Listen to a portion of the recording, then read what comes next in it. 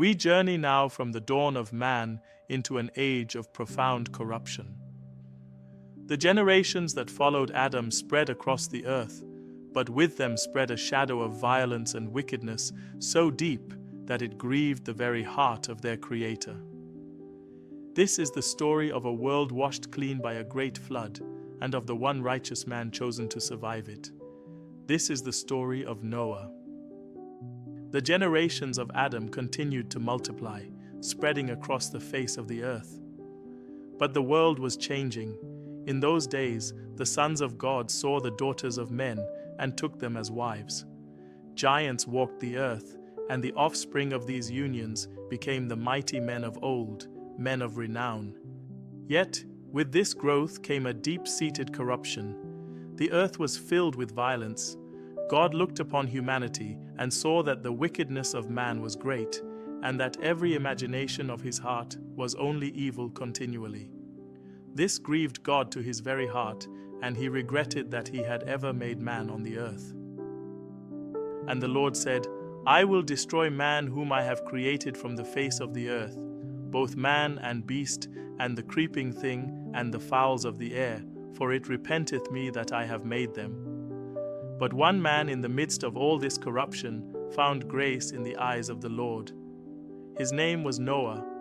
He was a just man, perfect in his generations, and he walked with God. And God spoke to Noah, revealing his plan. The end of all flesh is come before me, for the earth is filled with violence through them, and behold, I will destroy them with the earth. God gave Noah a monumental task: make thee an ark of gopher wood. The instructions were precise. It was to be 300 cubits long, 50 cubits wide, and 30 cubits high. It was to have rooms, a window, a large door in the side, and 3 stories. For God declared, I, even I, do bring a flood of waters upon the earth to destroy all flesh. But God also made a promise, a covenant with Noah. Thou shalt come into the ark, thou and thy sons, and thy wife, and thy sons' wives with thee. They were not to be alone. Of every living thing, 2 of every sort, male and female, were to be brought into the ark to keep them alive. And Noah did everything that God commanded him. 7 days before the flood, after the animals were gathered, the Lord said to Noah, Come thou and all thy house into the ark, for thee have I seen righteous before me in this generation. And Noah, who was 600 years old, entered the ark with his family, and the Lord himself shut him in. Then it began. On the 17th day of the 2nd month, the very fountains of the great deep burst forth, and the windows of heaven were opened. Rain fell upon the earth for 40 days and 40 nights. The waters prevailed, increasing greatly, until all the high hills under the entire heaven were covered. Every living substance on the face of the ground was destroyed. Every man, every beast, every creeping thing, and every bird, all in whose nostrils was the breath of life, of all that was in the dry land, died. Only Noah remained alive, and they that were with him in the ark. And the waters prevailed upon the earth for 150 days. But God remembered Noah. He sent a wind to pass over the earth, and the waters began to recede. The fountains of the deep and the windows of heaven were stopped. After 150 days, the ark came to rest upon the mountains of Ararat.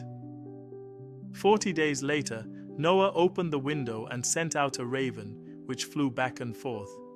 Then he sent out a dove, but it returned, finding no place to rest. He waited 7 more days and sent the dove out again. In the evening it returned, and in its mouth was a freshly plucked olive leaf. Noah knew the waters had abated. He waited 7 more days, sent the dove out once more, and this time it did not return. When the earth was finally dry, God spoke to Noah, Go forth of the ark. So Noah and his family, and every creature with them, came out of the ark. The first thing Noah did was build an altar to the Lord and offer a burnt offering. And the Lord smelled the sweet savor, and promised in his heart never again to curse the ground for man's sake or to destroy every living thing with a flood. God blessed Noah and his sons, saying, "Be fruitful and multiply and replenish the earth." He then established his covenant. "Neither shall there any more be a flood to destroy the earth." As a token of this everlasting promise, God said, "I do set my bow in the cloud." The 3 sons of Noah who came from the ark were Shem, Ham, and Japheth, and from them the whole earth was overspread.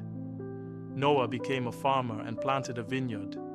One day he drank of the wine and lay uncovered in his tent. His son Ham saw his father's nakedness and told his brothers. But Shem and Japheth took a garment, walked backward, and covered their father without looking upon him. When Noah awoke, he cursed Ham's son Canaan, but blessed Shem and Japheth. Noah lived for 950 years, and he died. His sons and their sons gave rise to new nations and peoples, each with their own families and tongues. From Japheth came the maritime peoples.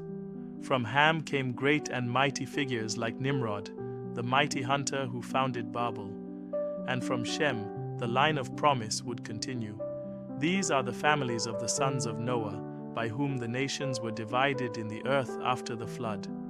And so, from the waters of judgment, life began anew.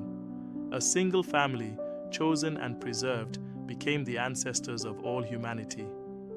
The story of Noah is one of wrath and mercy, of destruction and salvation, and of a divine promise sealed by a rainbow that endures to this day.